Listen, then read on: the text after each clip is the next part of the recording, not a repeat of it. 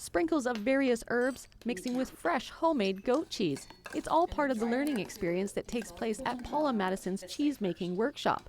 Being able to teach this art is something that surprised her. I never in a million years did I think that I would ever be teaching cheese, let alone did I ever think I'd be milking a cow. But you know, for me, I'm feeling incredibly grateful, and it's just amazing, one, an experience.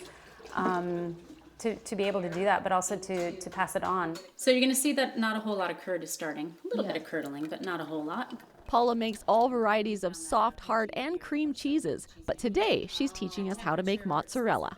So it was liquidy, and what you're looking for when it's done, and this is when you pray to the cheese gods, that it's going to look like when you first open a yogurt and it's one big custard, and that's going to be one big curd. You know, this doesn't look like mozzarella. So we're going to put it back on the oven or on the stovetop and cut it up and get the curds to separate from the whey, and in doing that we're going to add heat to it. Paula only started making cheese 2 years ago, but her desire to create homemade food comes from her childhood. I guess growing up, you know, my touchstone always in my life was my grandmother.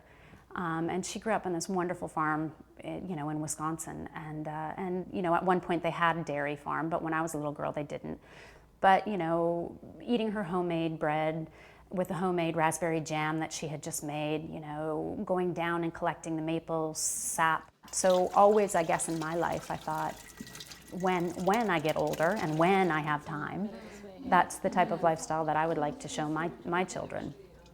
And I'm finding, actually, that a lot of people are really craving that. They're craving getting back to the simple things.